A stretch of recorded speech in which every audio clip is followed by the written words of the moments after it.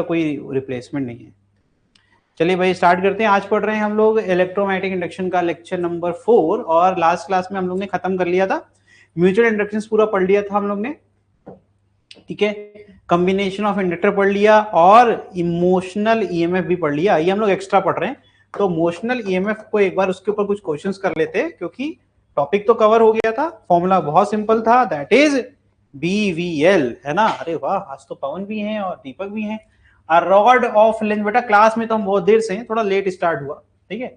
Having resistance small are, फटाफट question करो, बहुत रैपिड फायर में करोगे क्योंकि पूरा सिलेबस आपका 80% कवर हो गया। एक टॉपिक है एसी जनरेटर, ठीक है, बाकी सब एक्स्ट्रा पढ़ रहे हैं, प्रैक्टिस करेंगे, ठीक है। कंटेंट बहुत कम है, आराम से पढ़िए। स्लाइडिंग ऑन फ्रिक्शनलेस रेल, और जब तक आज खत्म नहीं हुआ छोड़ेंगे नहीं, आज ये खत्म हो ही जाएगा। विच हैव जीरो रेजिस्टेंस, बड़ा इंपॉर्टेंट, देखो कुछ चीजें ध्यान दो बेटा। लेंथ आपको मिल गई आपके फॉर्मूले के लिए, आपको रेजिस्टेंस मिल गया और आगे लिखा गया फ्रिक्शनलेस, यानी कि जब रॉड को खसकाएंगे तो किसी प्रकार का एनर्जी लॉस नहीं होगा, अच्छी बात है, ठीक है। उसके बाद ऊपर भी उसमें जो आपका जो रेल है जिस पर, यानी कि आप ये समझिए रेल क्या होती है, दो ऐसे ना ऐसे कंडक्टर रख देंगे, ठीक है। ध्यान से देखिएगा, यहां पर हम ये कंडक्टर जो है यही आपका वायर की तरह काम करेगा।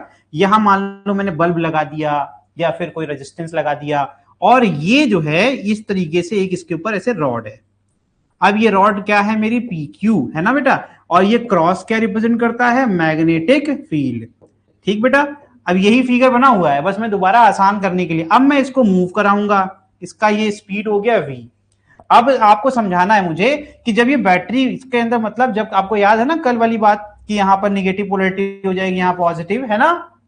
तो जब ये बैटरी की तरह काम करेगा तो करंट फ्लो कैसे करेगा, बस यही समझाना है। ये जो लिखा है ना आगे जीरो रेजिस्टेंस का मतलब क्या, वो कह रहा है कि जब करंट यहां से होकर के यहां पर आएगा तो ये जो तार लगा हुआ है ना, जिसको रेल कह रहे हैं ये, है ना, जिस पे आप क्या, जिस पटरी की तरह काम कर रहा है ना ये, तो कह रहे हैं इसमें कोई रेजिस्टेंस नहीं है, ठीक। तो वही कह रहे हैं कि फ्रिक्शनलेस रेल जिसका कोई भी रेजिस्टेंस, यानी ये कोई भी यहां पर एनर्जी लॉस नहीं होगी, यहां से जो भी आप दोगे वो लेके चला जाएगा, जिसको देना है उसको दे देगा। समझ में आया? तो ये हो गया तुम्हारा डिस्कशन। कह रहे हैं ईएमएफ बता दो, तो ईएमएफ का फॉर्मूला तो हम लोग ने रटा हुआ है ना, बीवीएल। और अगर करंट कह देगा कोई तो हम कह देंगे भैया जो हमारा ईएमएफ है अपॉन टोटल रेजिस्टेंस। ये कैपिटल आर क्या होता है सर, ये लोड रेजिस्टेंस आपने कल ही पढ़ाया था। और ये स्मॉलर क्या है, आपने अभी तो बोला कि जो आपकी रॉड है उसका रेजिस्टेंस कितना है, स्मॉल आर। जब ये बैटरी बन जाएगा तो यही स्मॉल आर यहां आ जाएगा, और ये देखिए ध्यान से, यहां से जो करंट निकल रहा है यही करंट होते हुए, यानी कि ये दोनों सीरीज में है। तो total resistance of the circuit is, total resistance of the circuit is क्या हो जाएगा, RL प्लस स्मॉल आर। और ओम्स लॉ अगर हम यूज कर लेंगे, ओम्स लॉ अगर हमें आता है तो हमें पता है current is equal to total EMF या total voltage upon total resistance. तो total resistance is R plus small r. Is it okay or not? आसान क्वेश्चन है कि नहीं? तो देखिए कोई टॉपिक बहुत कठिन है नहीं, बस इसमें ना क्वेश्चंस बहुत गंदे गंदे तरीके से होते हैं, यानी पैराग्राफिक होते हैं, तो उसको देख के डर लगता है। कंसेप्ट अगर क्लियर है तो कोई भी क्वेश्चन तुम्हें डरा नहीं सकता, ठीक है, ध्यान देना। आगे देखो भाई, what is this, find the acceleration of the rod at this instant. तो कह रहे हैं कि इस इंस्टेंट पर बताइए कि आपका क्या है, एक्सेलरेशन कितना है। तो याद रखना, कुछ नहीं आता जिसको, उसके लिए बता रहा हूं, याद रखना जो लिखा है उसके चक्कर ना पड़ो, जो मैं बोलता रहता हूं ना उसको सुना करो। न्यूटन्स लॉ ऑफ मोशन आता है तुम्हें, तो Newton second law of motion की बात कर लो। चलो लो भाई, सेकेंड लॉ तो हमें पता है F इजिकल टू ma, और मैंने जो सिखाया था, मैंने क्या सिखाया था, वेक्टर ही वेक्टर को डायरेक्शन देगा। इतना अगर याद होता मुझे, तो मुझे पता है कि फोर्स जो भी लगेगा बॉडी के ऊपर वही डायरेक्शन ऑफ एक्सेलरेशन होगा। तो चलो पहले एक काम ये करो कि अब यहां करंट अगर फ्लो कर रहा है तो याद करो एक टॉपिक, जब भी एक करंट कैरिंग कंडक्टर को प्लेस करते थे inside a uniform magnetic field, तो क्या होता था, उसके ऊपर एक मैग्नेटिक फोर्स डेवलप हो जाता था। उस मैग्नेटिक फोर्स का फॉर्मूला क्या होगा, दैट विल बी IVL, है ना। एंड डायरेक्शन कैसे निकालोगे बताओ, कुछ याद करो, क्रॉस वर्ड करना होता है। L क्रॉस B करेंगे, B क्रॉस L करेंगे, दिमाग लगाइए। L की जो डायरेक्शन, क्योंकि L ही बनता था उसमें, है ना, वेक्टर, तो L की डायरेक्शन करंट की डायरेक्शन होती है ना। अब कुछ दिमाग लगाओ, जल्दी करो थोड़ा सा, ये क्वेश्चन में कुछ बचा नहीं फिर, है ना, क्योंकि मुझे बस आपको मैग्नेटिक फोर्स दिखाना है और जब मैग्नेटिक फोर्स दिख जाएगा तो आपको डायरेक्शन ऑफ फोर्स मिलेगी। कैसे मिलेगी वो मैंने अभी जस्ट बताया। आपको करना क्या है, आपको बस ये याद करना है कि आपको एल क्रॉस बी करना है कि बी क्रॉस एल करना है। That is l cross b, right. तो एल क्रॉस बी करेंगे तो आपको आंसर मिलेगा। देखिए करके देखिए, एल ये हो गया और बी ये हो गया। जल्दी करिए।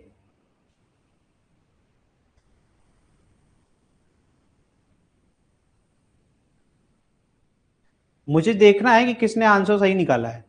एल क्रॉस बी करके तो देखो डायरेक्शन ऑफ फोर्स क्या आ रही है। देखो यही प्रॉब्लम है, जब तक आप अच्छे से प्रैक्टिस नहीं करेंगे नहीं आएगा। एल ये हो गया है ना, और बी क्या हो गया, क्रॉस। तो अगर मैं इसको बना दूं, ये हो गया माइनस के कैप, ये हो गया जे कैप। ठीक है, जे क्रॉस के क्या होता है, j cross k cap is equal to i cap. Minus होगा तो ये, समझ गए। तो माइनस आई कैप किधर हो गया भाई, direction of force is this one, है ना। बस डायरेक्शन ऑफ फोर्स मिल गया, डायरेक्शन ऑफ एक्सेलरेशन मिल गया। ठीक है,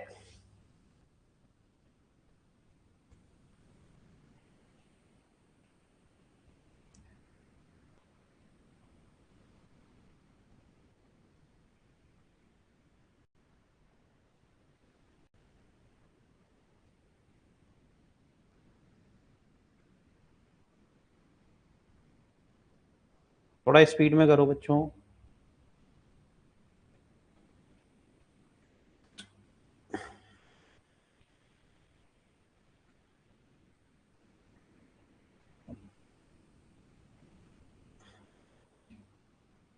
चलिए मैं कर दे रहा हूँ, इतना टाइम नहीं है इसमें, है ना, इतना इसमें टाइम लगना नहीं चाहिए, कोई बात नहीं, मैं कर रहा हूँ। आप देखिए और सीखिए।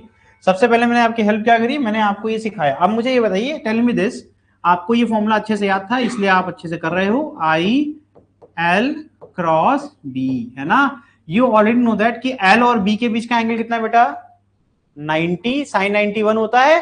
तो यानी कि ये स्केलर अगर इसके मैग्नीट्यूड लिखेंगे तो that will be i l b, very simple. और मैग्नीट्यूड ही चाहिए, डायरेक्शन तो हमें मिली गई, है ना। चलो अच्छी बात है। अब आई एल बी इसमें आप वैल्यू पुट करके यहां पर कर सकते हैं सॉल्व। ठीक है, नाउ टेल मी, यहां पर हम क्या कर रहे हैं, करंट की वैल्यू पुट कर सकते हैं क्या, है ना। ई अपॉन क्या लिखा है, टोटल, अभी पीछे निकाला था ना, और ई क्या होता है, v b l, is it okay. तो ये क्या हो जाएगा, b square l square v upon total resistance, है ना। एक्सेलरेशन क्या होता है, total force upon total mass. पूरे पूरे आपके रॉड पर एक ही तो फोर्स है, तो यही फोर्स हो जाएगा अपॉन मास। तो अगर हम कर देंगे तो हमें एक्सेलरेशन का फॉर्मूला मिल गया। कि इतना आसान था ये, क्या दिक्कत थी। डायरेक्शन, अगर ये नेगेटिव साइन का क्या मतलब हुआ, नेगेटिव साइन इंप्लाई करता है कि भैया रिटार्डिंग है, क्योंकि हम एक्चुअली मोशन किधर कर रहे हैं, ये है मोशन की डायरेक्शन, है ना, ये है मोशन की डायरेक्शन, डायरेक्शन ऑफ मोशन, ठीक। और हमारा एक्सेलरेशन किधर लग रहा है, इधर। और आपको अच्छे से याद होगा, एक्सेलरेशन अगर मोशन के अपोजिट होगा तो रिटार्डिंग मोशन है, ब्रेकिंग मोशन है ना।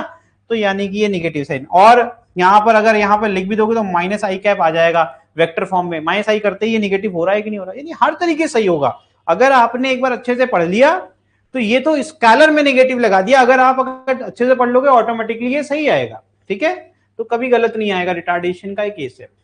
अब फटाफट समझिए, ये सारे क्वेश्चंस आपको दिखाने के लिए है कि कितने आसानी से आप जो आपको डिफिकल्ट टॉपिक लगते थे वो आप कितने आसानी से कर रहे हो। ठीक है, तो ध्यान से देखो। ठीक है, तो यहां पर अगर आप नोटिस करोगे, this is d v upon v, तो यहां कह रहे हैं right v as function of t. ये सब आपको डेरिवेशन करवा रहा हूं सिर्फ आपको क्वेश्चन के फॉर्म में। कह रहे हैं वी को टी के फंक्शन में लिख करके दिखाओ। ठीक है, कोई बात नहीं, अभी जस्ट एक्सेलरेशन किया था कि नहीं किया था, ठीक। क्या हमें पता नहीं है कि acceleration is equal to rate of change of velocity with respect to time. क्या ये बात क्लियर नहीं है हम लोग को, क्लियर है ना भैया। तो क्या हम एक्सेलरेशन को ऐसे नहीं लिख सकते हैं क्या, डीवी बाई डी टी, ठीक है ना। अब क्या करना पड़ेगा, यहां आ जाएगा डीवी बाई डी टी, मैं कर देता हूं, ऐसी कोई बात नहीं है। B square l square v upon mass total resistance, ठीक है। dt को क्रॉस मल्टीप्लाई कर सकता हूं क्या, मैं कर सकता हूं ना, v को क्रॉस मल्टीप्लाई कर सकता हूं ना मैं, तो dv अपॉन v आ जाएगा, और इधर क्या आ जाएगा, minus b square l square dt। अब आप नोटिस करिए ये सब तो कांस्टेंट ही है, है ना, ये सब तो कांस्टेंट ही है। तो यहाँ पर इंटीग्रेशन हो गया कहाँ, 0 से t तक, यहाँ हो जाएगा 0 से v तक, रेस्ट से स्टार्ट करेंगे।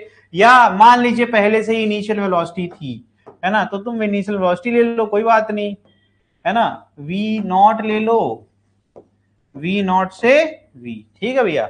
अब सारी वैल्यूज पुट कर लो, आपको पता है 1/v का इंटीग्रेशन log होगा, है ना, log v हो जाएगा, 1/x dx फॉर्मूला रटा होगा, वैल्यू पुट कर दीजिए, है ना, this is what, this is v not से v तक, दिस इज लिमिट, पुट कर लेंगे बाद में। इधर क्या आ जाएगा, इधर t ही आएगा सिर्फ, है ना। तो ध्यान से देखो ये क्या हो जाएगा बताओ, log v minus log v not, log m minus log n होता है log m अपॉन n, ठीक है, सिंपल चल रहा है कि नहीं। अब इसके बाद क्या कर दिया, ये कौन बताएगा मुझे, यहां से हमने कितनी बार सिखाया है, ये वाला केस आपको इतना पढ़ाया है मैंने, एंटी लॉगरिथम, यहां से ये एंटी लॉगरिथम करेंगे कि नहीं करेंगे। तो एंटी लॉग क्या करता है, पहले बेस पहचान लो, है ना। तो ये क्या हो गया, दिस इज योर, इसको ऐसे लिख लेना एग्जाम में भी, तो कर नहीं पाओगे, इतना बेसिक मैंने पढ़ाया हुआ है। एक्स क्या हो गया, एक्स को पहचानो, दिस इज माई एक्स, ठीक है, और ए को पहचानो, ए कहां है, ये, बस जिसने ये सीख लिया मुझसे उसको सब आता है। ई की पावर ये minus b square l square t divide by small m total resistance, ठीक है, देख रहे हो कितना आसान हो जाएगा, कुछ भी पढ़ने की जरूरत नहीं स्पेशल, ठीक।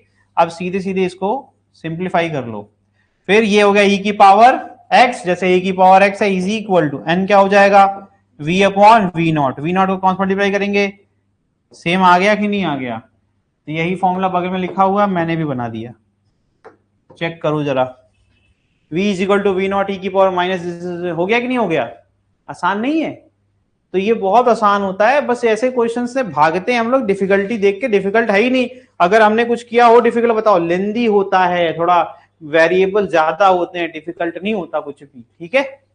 चले अब अगर हमें x के टर्म में लिखना हो तो अब इस बार हमने v को t के मतलब v का मतलब कहने का, जब ये क्वेश्चन ऐसे आते हैं ना बेटा, तो समझ जाना कि वो ये कह रहे हैं कि v को का फॉर्मूला जो है वो आप इस तरीके से लिखो कि उसमें t आ जाए, पिछला वाला जो क्वेश्चन था। फिर कह रहे हैं कि v का फॉर्मूला ऐसे लिखो कि उसमें x आ जाए।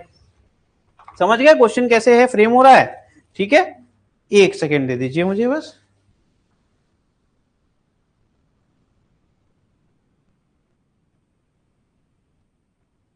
लिखने में दिक्कत हो रही थी ना, चलो बढ़िया। देखो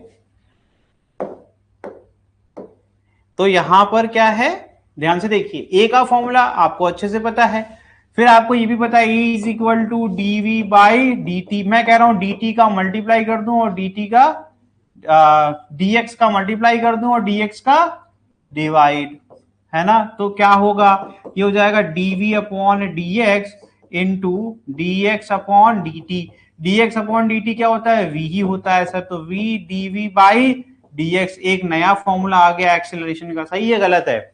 तो ये देखो v dv by dx is equal to this, ठीक है, dx को उधर भेज दिया और v dv को इधर रखा। अब लिमिट जब लगाएंगे तो इधर इंटीग्रेशन लगेगा कि नहीं लगेगा, ठीक है। और आपका ये फॉर्मूला 0 से x हो गया, इसमें सब कांस्टेंट ही है। आप मुझे यहां पर ये बताइए, यहां पर एक जो v है और यहां पर जो एक v था, क्या वो कैंसिल आउट हुआ कि नहीं हुआ, नहीं आ रहा, फिर से देख लो, यहां एक v है, ठीक है, वो कैंसिल आउट होगा कि नहीं होगा, ठीक है। चलो आगे देखो, तो यहां पर ये इंटीग्रेशन से डिफरेंशियल कट जाता है, तो v की अपर लिमिट v है और lower limit minus v naught is equal to this आ गया, यहां पर एक x आ जाएगा। अब v नॉट को इधर माइनस इधर भेज दोगे तो प्लस हो जाएगा, तो v is equal to v naught, ये क्या इनिशियल स्पीड या फिर स्ट्रेट लाइन में तो वेलोसिटी, समझ में आ रहा है। ओके, तो ये देखो फॉर्मूला क्या आ गया, बस समझिए, पूरे फॉर्मूले में x आना चाहिए था तो ये x आ गया, उसमें t आना चाहिए तो t आ गया। तो ये इतने सिंपल है। आगे देखिए, distance covered by rod before it stop, ये रिटार्डेशन वाला केस है कि मान लीजिए कि जो आपकी रॉड है वो कितना दूर तक यहां से जा सकती है, ये t बराबर 0 है, हम इस पे एक फोर्स लगा दें या इनिशियल वेलोसिटी इसको दे दें, स्पीड दे दें, अभी कितनी दूर तक जा सकता है, क्योंकि हमें अच्छे से पता जैसे ही मोशन में आएगा वैसे ही इस पर कौन सा फोर्स लगेगा, मैग्नेटिक फोर्स लगेगा। तो मैग्नेटिक फोर्स क्या करेगा, ब्रेक की तरह काम करेगा नहीं करेगा, उसको धीमा करेगा। तो एक समय के बाद तो वो जीरो हो ही जाना है। तो आप v की वैल्यू क्या हो जाए, जीरो। ठीक है, आपसे क्वेश्चन पूछा गया डिस्टेंस। तो अब मजेदार बात, जो पीछे मैंने दो पढ़ाए ना, आप बताइए मुझे, एक v के फॉर्मूले में x आता है, x ही डिस्टेंस होती है ना, और एक v के फॉर्मूले में t आता है, तो कौन सा फॉर्मूला काम आएगा मेरे लिए, x वाला आएगा ना। तो अब ध्यान देना, तो ये फॉर्मूला यूज हो गया सीधे, देखो v is equal to v naught minus v square square upon m total distance into x। ठीक है, अब इसकी वैल्यू कर देंगे अपन जीरो, ये जीरो हो गया। अब ध्यान देखना, ये निगेटिव वाली वैल्यू इधर आ जाएगी, पॉजिटिव हो जाएगी। तो v naught is equal to क्या हो जाएगा, v square square m capital R plus small r into x। अब x को छोड़ के बाकी सबको क्रॉस मल्टीप्लाई कर दो, तो सबको क्रॉस मल्टीप्लाई करेंगे तो ये डिनोमिनेटर न्यूमरेटर में आ जाएगा, और न्यूमरेटर, तो ये फॉर्मूला बनेगा कि नहीं बनेगा, तो ये लो सिंपल फॉर्मूला बन गया। यानी ये अगर फॉर्मूले जिसको रटना पसंद है, अगर वो फॉर्मूले भी रट ले तो क्वेश्चंस उसके हो जाएंगे। ठीक है, ये हो गया मोशनल इमेज। अब आते हैं एडी करंट पे। एडी करंट हम एसी के लिए पढ़ रहे हैं, एसी के अंदर एडी करंट कहां होगा, ट्रांसफार्मर के अंदर होगा, और ट्रांसफार्मर इधर का टॉपिक भी है उधर का टॉपिक भी है, तो पढ़ना है ही हम लोग को। तो एक बार इसको पढ़ लेते हैं, ठीक है। चलें भाई आगे देखिए, एडी करंट क्या होता है, एक लूप होता है, or loop of electric current induced within the conductor by a changing magnetic field in the conductor according to Faraday law of induction. कह रहे हैं भैया, जब किसी कंडक्टर के धातु के अंदर से बार बार मैग्नेटिक फील्ड क्या होती है, चेंज होती रहती है, तो उस धातु के अंदर एक लूप के फॉर्म में करंट डेवलप हो जाता है। ये करंट कैसा होता है, एडी करंट होता है। ठीक है, eddy current are induced current in the body of conductor when subjected to changing magnetic flux.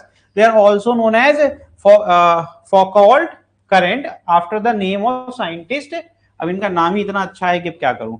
They are known as eddy current as they are in pattern of eddies in water. Eddy current are capable of generating heat in the conductor. एक line की बात समझो यार, अगर loop में current flow करेगा ना, तो लूप कंडक्टर आपका इस तरीके से है कि उसके अंदर क्या बार बार उसके अंदर से मैग्नेटिक फ्लक्स चेंज होगा। अरे भाई, कंडक्टर भी तो एक ऐसे मान लो पतली सी शीट है ना, ऐसे एक शीट है, ठीक है। अब इसमें करंट जनरेट हो रहा है, क्यों, क्योंकि इसके अंदर से बार बार मैग्नेटिक फील्ड लाइन की संख्या बदल रही है। फैराडे का नियम काम नहीं करेगा क्या इस पे, तो ये जो इससे क्या होगा, अब ये करंट जाएगा कहाँ, अब वो करंट के अंदर होता है, कंडक्टर के अंदर होता है रेजिस्टेंस, है ना, और रेजिस्टेंस होगा तो क्या होगा बेटा, हीट प्रोड्यूस होगी, है ना। वो करंट कहां कंज्यूम होगा, हीट के फॉर्म में, तो हीट के फॉर्म में डिसिपेट होगा। Electric current are capable of generating a force on the conductor in accordance with the Faraday law. ये भी पता है, एडी करंट से फोर्स भी जनरेट हो सकता है, क्योंकि आपका जो करंट होगा, जब अगर करंट फ्लो किया तो उसकी वजह से मैग्नेटिक फील्ड भी सेटअप होगी, तो वो भी फोर्स लगा सकता है। ठीक है, कंसीडर कंडक्टर, इसको थोड़ा अच्छे से प्रूफ करेंगे तो समझ में आएगा। देखो अब यहाँ पर पूरी प्रॉपर शीट दिख रही है तुमको लोहे की, ठीक। अब देखो इसके अंदर करंट होगा कैसे, देखो, consider a conductor tied to a string and moving in varying magnetic field every time it passes the field the direction of current generated in it changes. The varying magnetic field causes the localized current in the conductor. अब समझो, इतना paragraph पढ़ के कुछ नहीं, एक दिख रहा है तुमको, पेंडुलम की तरह हमने एक शीट को लटका दिया, यहां पर एक मैग्नेट रख दिया और बार बार इसको ऐसे टू एंड फ्रो करवाएंगे। ठीक है, तो जब ये इधर से आ रहा है, ठीक है, इंक्रीजिंग फ्लक्स, तो इंक्रीजिंग में क्या होगा, अपोजिट डायरेक्शन में करंट इंड्यूस होगा सच दैट ये अपोज करे मैग्नेटिक फील्ड का, फैराडे का सिंपल नियम। ठीक है, फिर क्या होगा, जब अब बाहर निकल, जब ये अंदर आ रहा होगा, तब तो इसके अंदर क्या हो जाएगा, इस तरफ करंट ऐसे फ्लो करना चाहिए, इधर नॉर्थ हो जाए उधर साउथ हो जाए। ठीक, तो ये क्या करना है, इसका अपोज करेगा। लेकिन जब निकलने लगेगा तो क्या चाहिए कि मैग्नेटिक फील्ड घटे ना, तो वो क्या कर देगा, वो इस तरीके सेटअप करेगा कि डायरेक्शन ऑफ मैग्नेटिक फील्ड इस तरीके से हो, है ना। तो आपको पता होना चाहिए नॉर्थ से साउथ की तरफ जाएगी, समझ में आ रहा है कि नहीं। तो पहले रिपल्शन करना था और बाद में, तो डायरेक्शन ऑफ करंट चेंज नहीं होगा, दोनों में डायरेक्शन ऑफ करंट चेंज होगा ना। तो ये डायरेक्शन ऑफ करंट क्यों चेंज होगा, कि बस वो फैराडे का जो बात है उसको वो फॉलो करना है। फैराडे का नियम जो था, लॉ क्या था, कि भैया जब भी फ्लक्स इंक्रीज होता है तो उसके अंदर ईएमएफ ऐसा इंड्यूस होगा सच दैट जो करंट फ्लो करे वो एक ऐसी मैग्नेटिक फील्ड सेटअप करे जो ओरिजिनल मैग्नेटिक फील्ड के अपोज करना चाहिए, अपोजिशन की तरह काम करना चाहिए। लेकिन जब फ्लक्स डिक्रीज होने लगेगा तो अब वही बात है, डिक्रीज हो रहा है तो वो चाहेगा डिक्रीज होना, नहीं, वो क्या करेगा, अब जिस डायरेक्शन में मैग्नेटिक फील्ड है उसी में अपनी भी मैग्नेटिक फील्ड सेटअप कर देगा, ताकि मैग्नेटिक फील्ड की संख्या जो कम हो रही थी वो मैं कवर कर दूंगा, जिससे कि मैग्नेटिक फील्ड की संख्या तुरंत कम ना हो, इससे कि इसके अंदर डायरेक्शन ऑफ करंट हमेशा चेंज होता रहेगा। अब ध्यान सुनना, यानी कि अल्टरनेटिंग नेचर का इसके अंदर एडी करंट इंड्यूस हो रहा है कि नहीं हो रहा है, एक बार आपका क्लॉकवाइज, एक बार इसकी तरफ एंटी क्लॉकवाइज, इस तरीके का नहीं होगा। तो इससे क्या होगा, आपका बार बार करंट वेरी करेगा और इससे हीट प्रोड्यूस होगी। आगे देखिए, localise current induce in a conductor due to changing magnetic field. ठीक है, ध्यान से देखिएगा। अब हम क्या कर रहे हैं कि अब इसके अंदर ये आपको बता रहा था, है ना, ये जो आपके अंदर लूप, तो करंट आपका एक शीट के ऊपर आराम से पर्याप्त जगह है तो एक लूप में नहीं फ्लो कर सकता है, तो यही है तुम्हारा एडी करंट। तो वही कह रहे हैं कि eddy current are only produced in electrical conducting material and that too presence of changing. ये तभी पॉसिबल है जब तक आपका वेरिंग मैग्नेटिक फील्ड है, अगर वेरिंग फील्ड हटा दोगे तो फिर ऐसा कुछ भी नहीं होगा। और अल्टरनेटिंग करंट एसी सप्लाई जो होती है वो तो उसका सोर्स है, क्योंकि बार बार उसकी डायरेक्शन बदलेगी करंट की, उससे क्या होगा, मैग्नेटिक फील्ड डायरेक्शन बदलती रहेगी, जिससे कि ये जनरेट हो जाएगा। अब देखो, by introducing slot in the plate one can reduce the area available for the generation of eddy current. तो इसका सोल्यूशन क्या निकला पता है तुमको, ट्रांसफॉर्मर में लोग पूछते हैं कि सर क्यों ऐसा है कि आप एक सिंगल मेटल ले लीजिए, बढ़िया भारी सा मेटल ले लीजिए और उसमें ही ऐसे आप बना दीजिए और एक कॉइल यहां लपेट दीजिए और एक कॉइल यहां लपेट दीजिए, ऐसे क्यों नहीं करते हैं, सिंगल मेटल का पीस क्यों नहीं यूज करते हैं।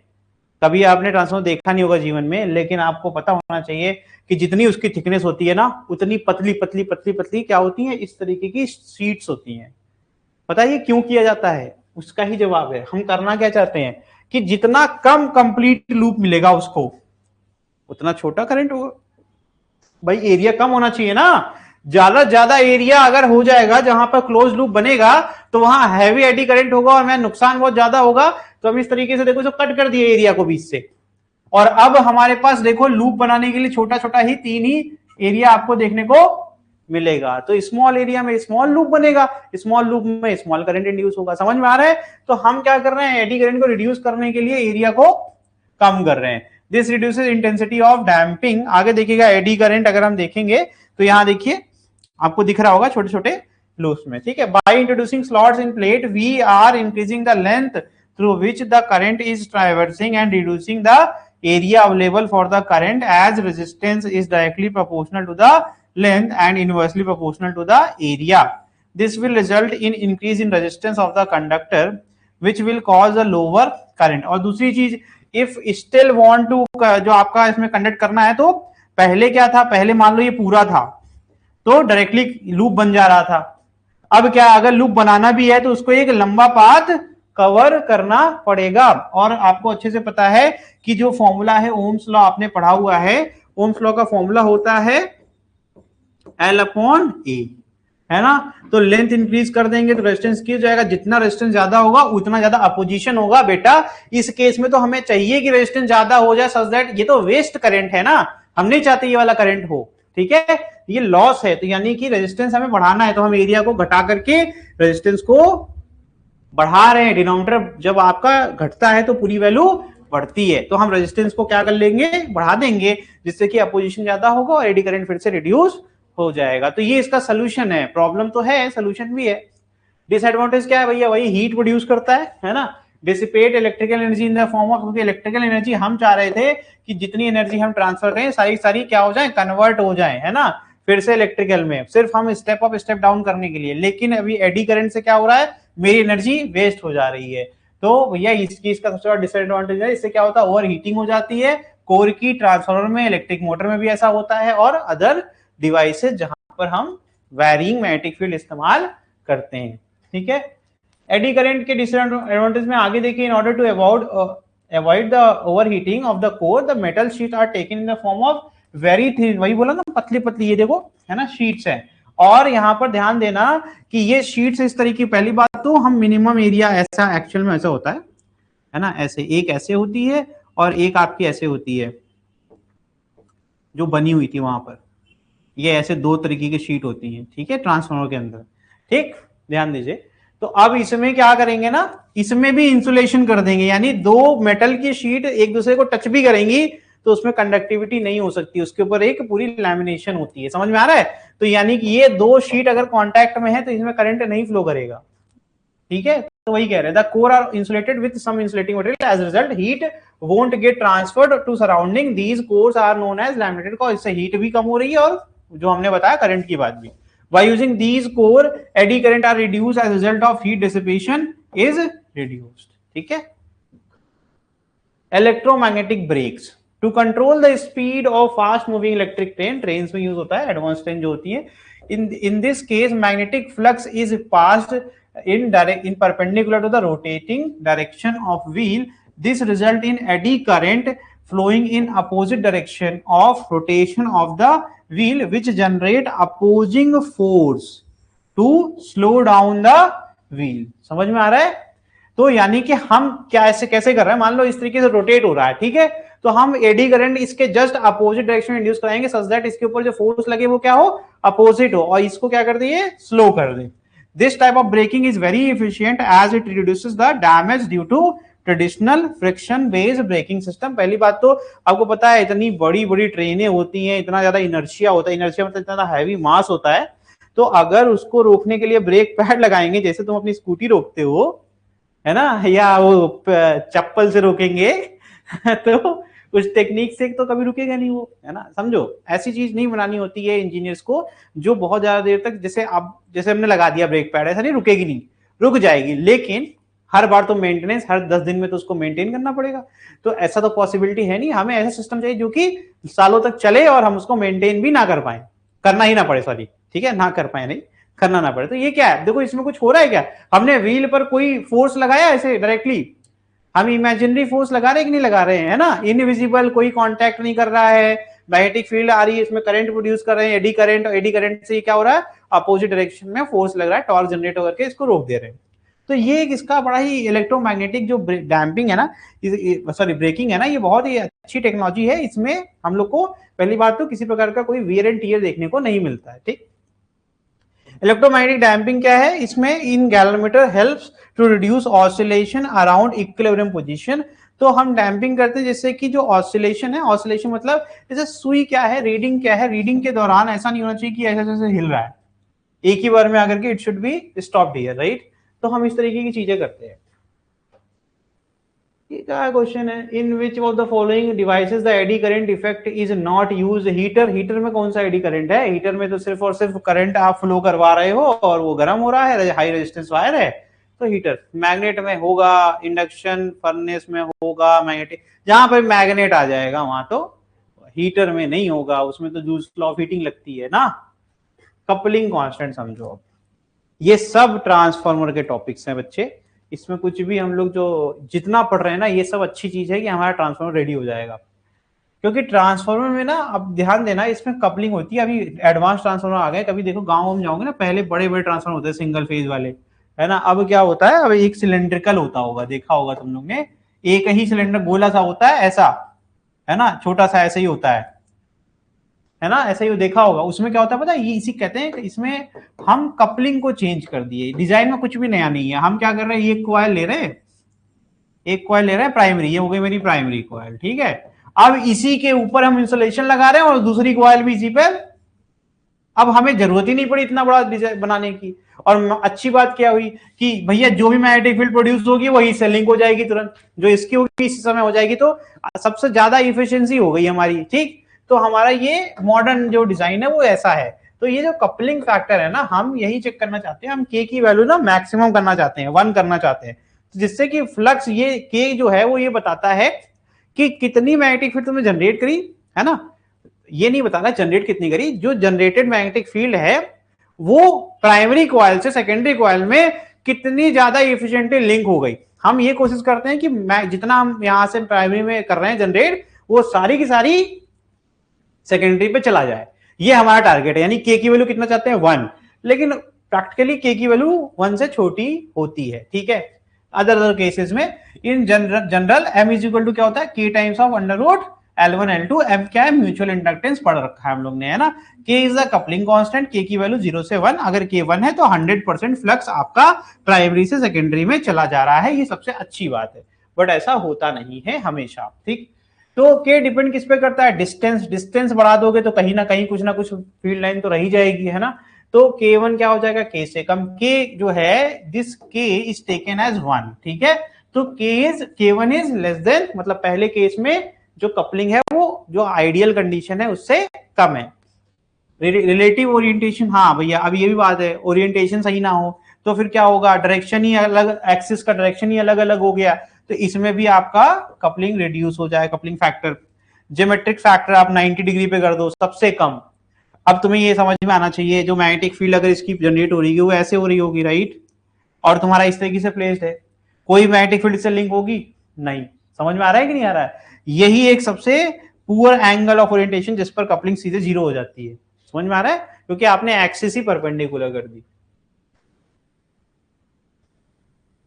अब ये क्वेश्चन करो, two coil of self inductance कितना है, ये L1 हो गया, ये हो गया L2, है ना, are place so close together that effective flux in one coil is completely linked with other, the mutual inductance between these coil will be, तो the formula is K under root L1 L2, और ये क्या लिखा है, completely linked, यानी K की value क्या है 1, तो M इज इक्वल टू क्या हो गया, अंडर रूट L1 L2।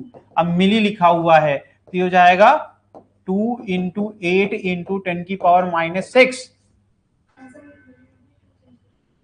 अच्छा मिली है क्या, तब क्या करने करेंगे, तो रहने दो, 4 आ गया, 4 मिली, ठीक है, इतना आसान है ये, ठीक। नेक्स्ट सीरीज पैरेलल देख लो भाई, कॉम्बिनेशन ऑफ इंडक्टर, तो यहां पर थोड़ा एडिंग भी कर रहे हैं हम, ठीक है, ध्यान देना इसमें। तो अब म्यूचुअल इंडक्टेंस को भी ले आ रहे हैं इसमें, ठीक है। तो ये क्या हो जाएगा, नया formula will be L1 plus L2 plus twice of, अब ध्यान देना ये एडिंग वाले केस में है ना, दिख रहा है तुमको ना।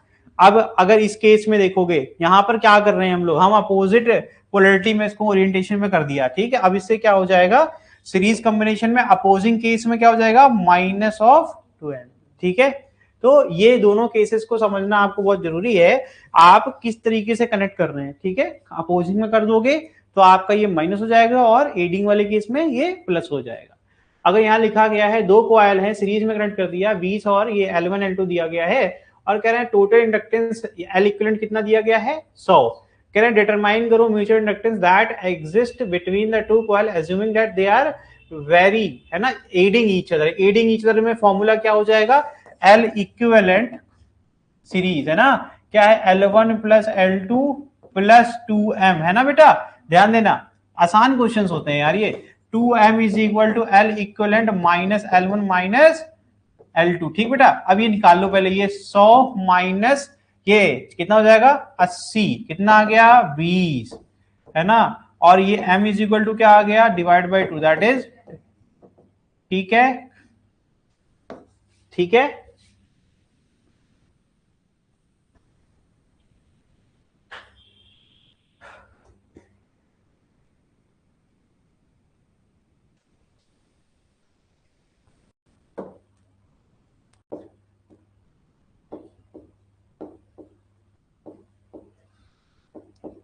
चलिए करिए करिए करिए, जल्दी करिए, बस देख रहा था।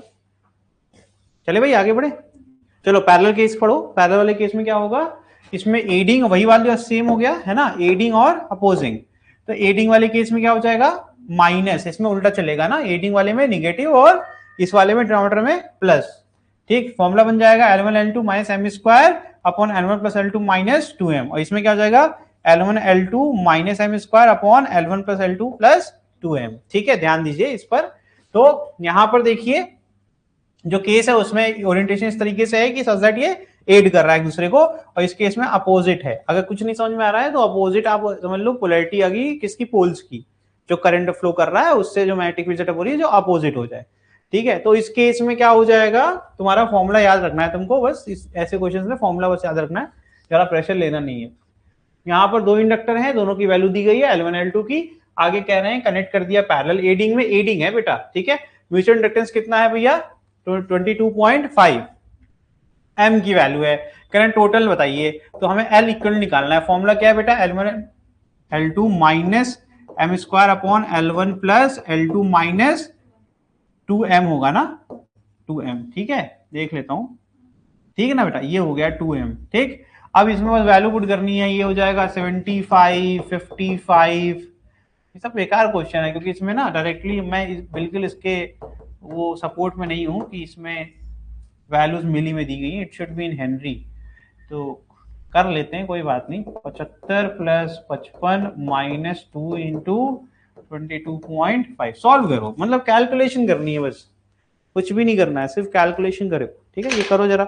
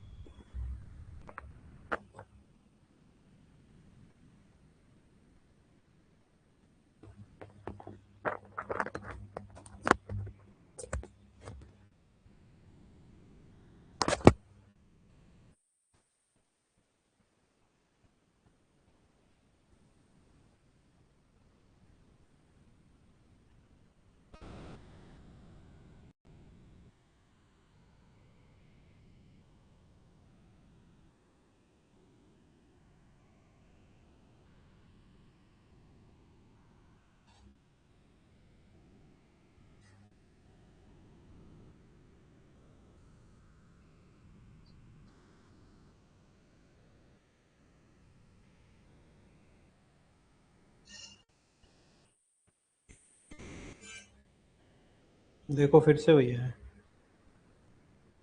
बैंक।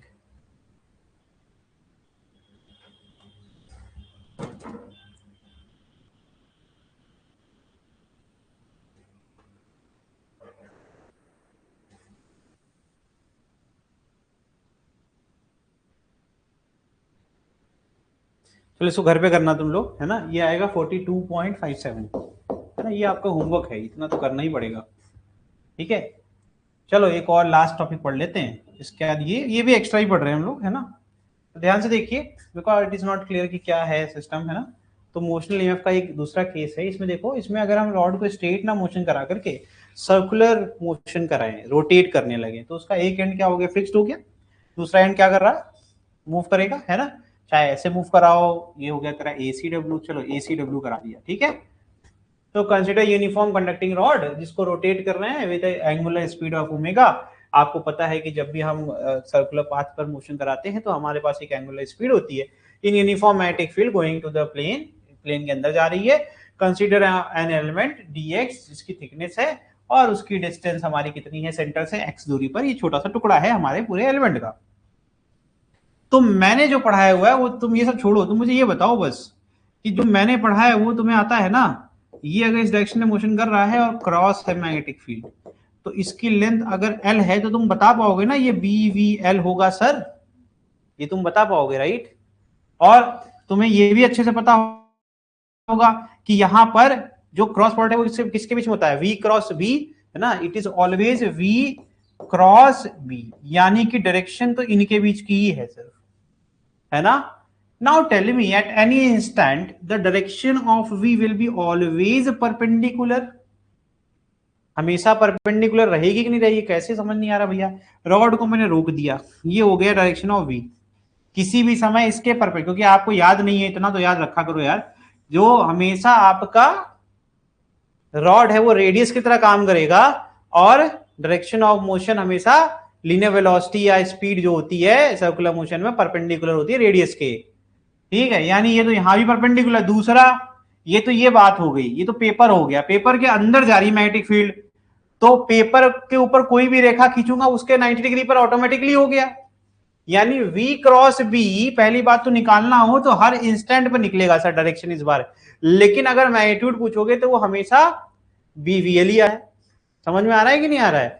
तो एंगल अगर मैंने कह दिया ना पूरी रॉड हटा दो, तुम छोटा सा एलिमेंट ले लो सिर्फ, ठीक है, छोटा सा एलिमेंट लोगे तो बी वी एल ही तो लिखा हुआ है यार, जितनी उसकी लंबाई है, ठीक है।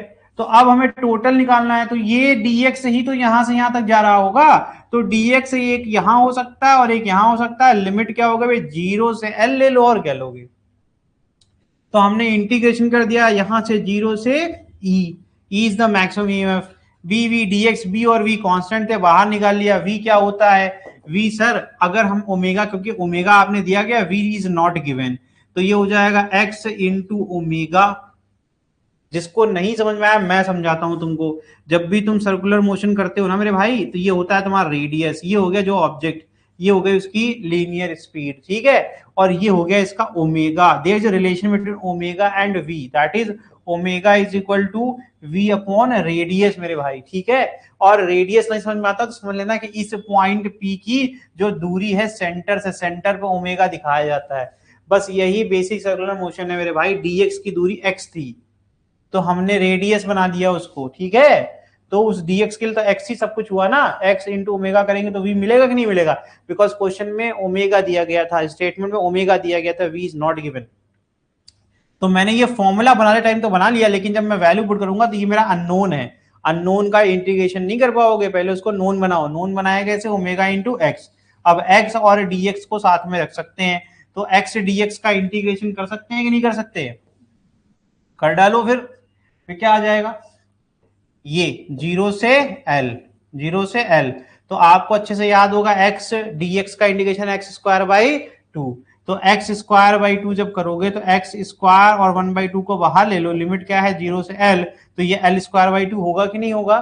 तो इतना तो रफ ही करेंगे ना, अब इतना पढ़ाने के बाद अगर पूरा साल लमसम खत्म होने वाला है और अभी भी हम लोग इंटीग्रेशन पे हैं तो कोई मतलब नहीं है। तो समझ गए ये कितना आसान था, दिखने में कितना कठिन है कितना आसान है, ठीक है। तो ये B omega L square by 2, ये एक नया फॉर्मूला आ गया, एक बीवीएल पढ़ा और अब ये पढ़ लिया हमने B omega L square by 2, ठीक है। अब ध्यान देने वाली बात क्या है सर, ये वो फॉर्मूला है जब हम रॉड को सर्कुलर मोशन में रोटेट करवाएंगे, जिसमें मैग्नेटिक फील्ड अंदर की तरफ हो सकती है या बाहर की तरफ हो सकती है, ये मैग्नीट्यूड है। तो v क्रॉस b हमेशा हमको देगा डायरेक्शन, क्या देगा भैया, तो पॉइंटिंग टुवर्ड्स o, तो यहां पर 10 O is positive and x is negative, ठीक है। तो जब v क्रॉस b करेंगे है तो हमें हमेशा क्या मिलेगा, करके देख ही लेना, क्या कर लेते हैं ना, v इज j कैप है ना, और b इज बताओ माइनस ऑफ k कैप, अभी सिखाया था minus of i cap, minus I cap का मतलब क्या हुआ, इधर की तरफ, है ना। तो इधर की तरफ अगर हमारा फोर्स जा रहा है तो इधर ही हमारे सारे के सारे क्या हो जाएंगे, ईएमएफ का। तो हम यहाँ पे O क्या हो गया पॉजिटिव और X क्या हो गया, समझ में नहीं आया अभी भी क्या, अगर इधर फोर्स लग रहा होगा तो इसका अपोजिट हो जाएगा ना, क्योंकि we always take electron, electron के लिए रिजल्टेंट फोर्स क्या हो जाएगा, this is Fm, this is Fe, है ना। तो Fm इधर क्योंकि यहाँ सारा निगेटिव हो गया और ये सारा क्या हो गया पॉजिटिव, है ना, तो यहाँ सारे निगेटिव इकट्ठा हो गए और यहाँ सारे पॉजिटिव, तो ये O is positive, X is negative, we neglect the force due to rotation. देखो इस पर काम कर लेना, ये पॉजिटिव निगेटिव वाले पर सवाल बहुत हल्के से आते हैं, सब कुछ तुम्हें आता रहेगा, लेकिन तुमसे बस पूछ देंगे कि बताओ रॉड स्टार फिगर दिए गए हैं, किधर होगा ईएमएफ का पोलैरिटी, और तुम वहां फेल हो जाओगे, तुम्हें लगेगा अरे ये कौन पढ़ता है वी क्रॉस बी, यहीं से क्वेश्चन दे देगा, रह जाओगे तुम। वी क्रॉस बी हम हमेशा इलेक्ट्रॉन पर लगाते हैं, तो ये देखो डायरेक्शन ऑफ रिजल्टेंट फोर्स इसलिए रखी गई है, ठीक है। तो मेरे भाई इधर सारे निगेटिव इकट्ठा हो जाएंगे, इधर सारे पॉजिटिव, क्योंकि चार्ज निगेटिव है, इसलिए तुम्हारा रिजल्टेंट उधर ही आ रहा है, तुम्हारा सही आंसर आया था, लेकिन तुम ये भूल जाते हो कि फॉर्मूला जो मैग्नेटिक फोर्स का फॉर्मूला होता है वो क्यू वी क्रॉस बी होता है। तो अकेले वी क्रॉस बी सब कुछ नहीं उखाड़ लेगा, उसमें क्यू भी है, और क्यू अगर निगेटिव है तो जो भी तुम्हारा माइनस आई कैप आया था माइनस इंटू माइनस प्लस आई कैप हो गया, प्लस आई कैप हो गया, तो यार ये तुम इधर चले गए, तो अब सारे इलेक्ट्रॉन यहाँ इकट्ठा हो गए, जब इलेक्ट्रॉन यहाँ है तो यहाँ क्या हो जाएंगे, सारे प्रोटॉन, ठीक है। तो चीजें आसान हैं, लेकिन वो जब तक आप उस पर फोकस करेंगे तब तक, ठीक। अब ये क्या कर दिया हमने, कुछ नहीं है, उसी को ईएमएफ को इंक्रीज कर रहे हैं as we move from centre to the far end, जैसे जैसे हम दूर बढ़ते जाएंगे। क्यों भैया, ये एक चीज बताओ, पूरा पूरा ईएमएफ डिपेंडेंट है यार एल स्क्वायर के। अब बताओ गलत कह रहा हूं क्या, दिख नहीं रहा है क्या फॉर्मूले में? तो जितनी दूरी तक जाओगे उतना ईएमएफ बढ़ेगा ही, और क्या घटेगा थोड़े ना, ठीक है। तो यहां पर EMF increases as we move, ये हो गई छोटी सी बात। चलो, a metal rod of length L rotate about an end with a uniform angular velocity omega is uniform यानी कांस्टेंट, और मैग्नेटिक फील्ड भी दिया गया है क्रॉस में, बहुत अच्छी बात है। Direction of the axis of rotation, calculate the EMF induced between X and Y. तो मेरे भाई ये रहा तुम्हारा एक्स और ये रहा तुम्हारा वाई, तुम्हें फंसाया जा रहा है इस बार, तुम्हें सेंटर नहीं, तुमसे कह रहे हैं इसके बीच का पोटेंशियल डिफरेंस बताओ, ठीक है। और neglect the centripetal force acting on the free electron as they move in circular path. कहा जा रहा है सेंट्रीपिटल फोर्स को आप जीरो मान लीजिए। बड़ा ही प्यारा क्वेश्चन है, जल्दी से करो फिर आगे बढ़े।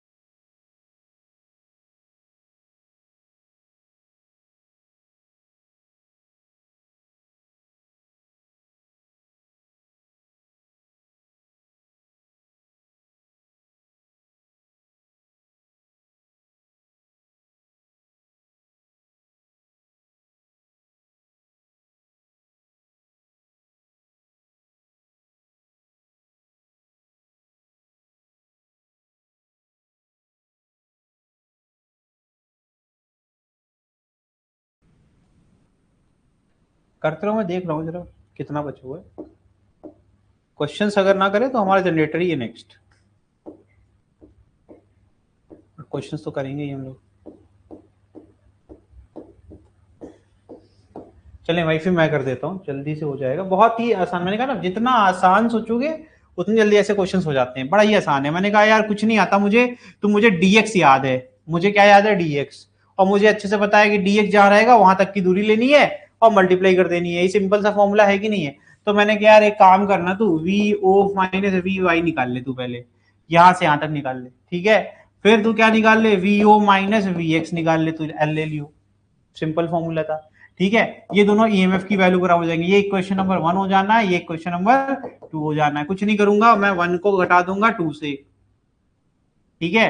नहीं, मैं क्या करूंगा वी एम, अच्छा 2 को घटा दूंगा 1 से, है ना, वी वाई को पॉजिटिव रखना है ना, ठीक है। तो अब इस तरीके से मैं क्या कर लूंगा, आंसर निकाल लूंगा। तो फॉर्मूले में कुछ नहीं करना है, तो V O minus we X V Y is equal to क्या हो जाएगा, ईएमएफ का फॉर्मूला क्या होता है भाई बताओ, B omega L square by what 2, ठीक है। तो ये हो जाएगा, अब यहाँ एल का वैल्यू कितना है, एल बाई 2, ये एल कितना है चेक करो, वाई की पोजीशन ओ से कितनी दूरी पर है, एल बाई 2, है ना। ये हो जाएगा B omega L square upon 8, ठीक है। फिर दूसरा कर लेते हैं, वी ओ, ये होगा V O minus we Y, ये क्वेश्चन नंबर 1 हो गया भाई। V O minus we X, अब ये हो जाएगा we omega L square upon 2, ये ऐसे ही रहेगा, क्यों? क्योंकि इसकी लेंथ ही एल है।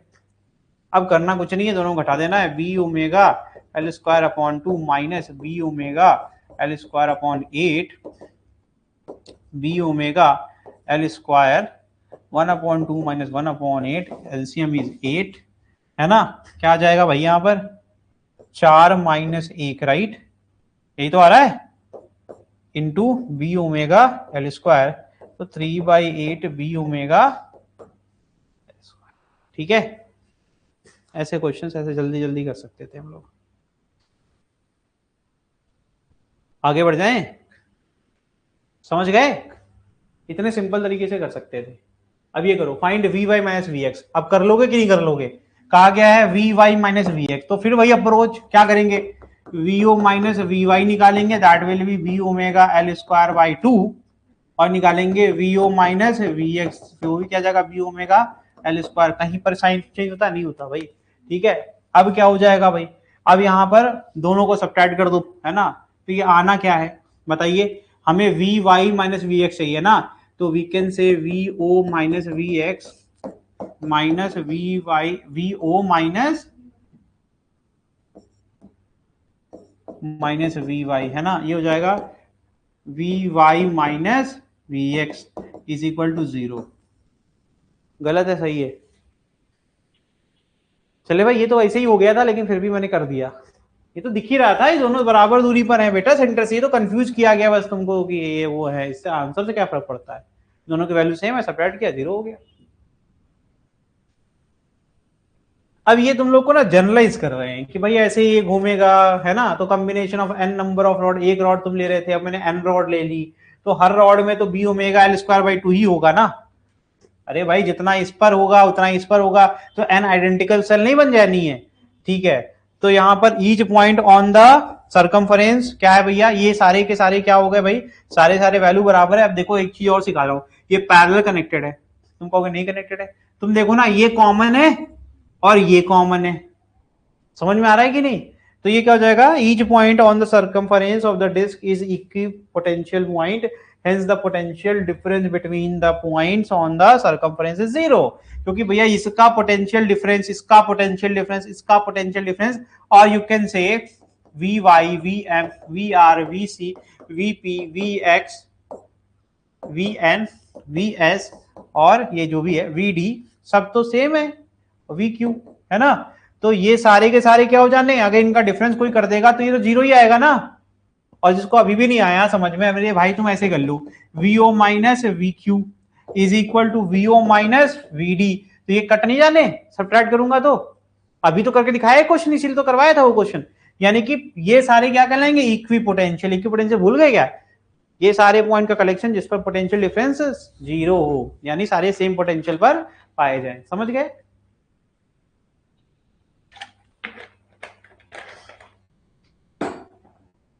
चलो आगे बढ़ते हैं।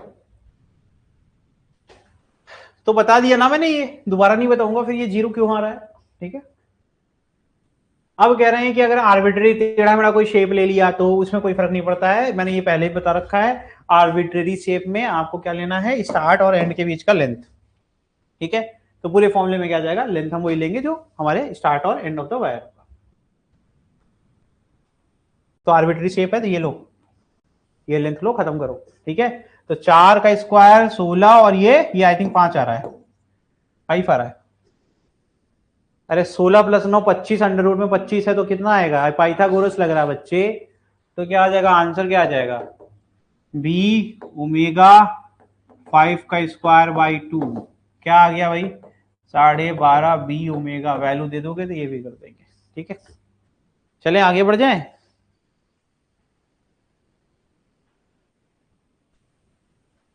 अरे इसमें V X minus we Y है, नहीं क्वेश्चन चेंज कर दो, मैं कह रहा हूं ये V O minus we Y है। मेरा क्वेश्चन ये है, मैंने ये सॉल्व किया ना, तो वी एक्स भी कर लेंगे, इसमें क्या है? तो क्या करोगे? ये निकाल लो और फिर तुम ये निकाल लो, है ना? और सब्ट्रैक्ट कर दो, जैसे अभी कर रहे थे पहले। हमसे कहा गया V X minus we Y निकालो, तो मैं क्या करूंगा? V O minus we X निकाल लूंगा और मैं वीओ माइनस वी वाई निकाल लूंगा, है ना, मैंने ऑलरेडी निकाल दिया है। कितना आ जाएगा 25/2 बी ओमेगा, ठीक है।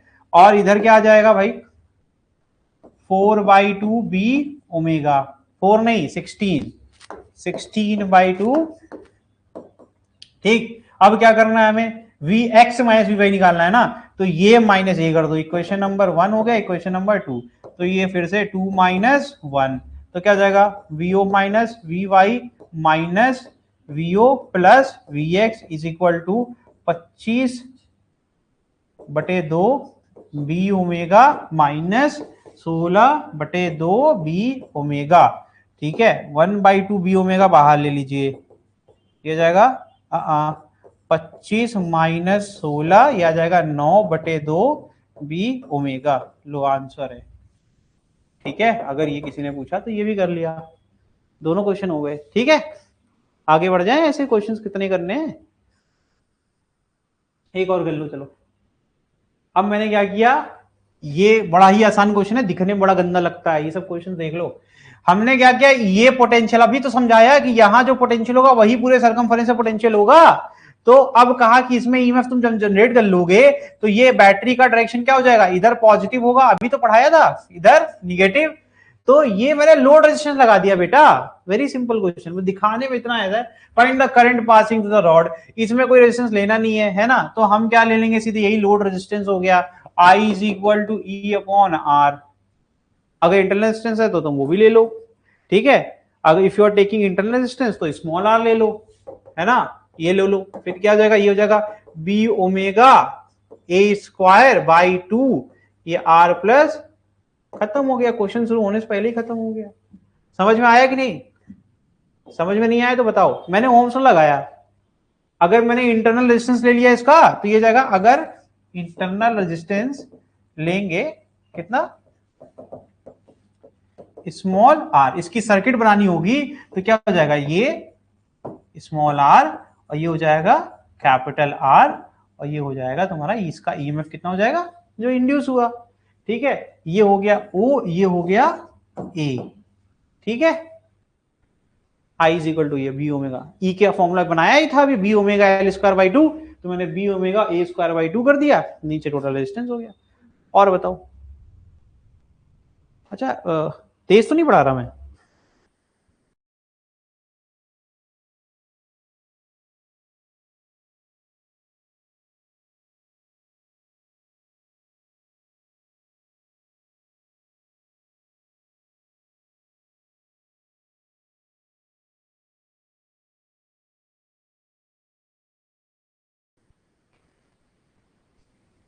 चले भाई खत्म हो गया। अब फाइनली हम वहां पहुंच गए जहां पहुंचने के लिए इतनी मेहनत कर रहे थे, that is alternating current generator, ठीक है, एसी जनरेटर, ठीक है।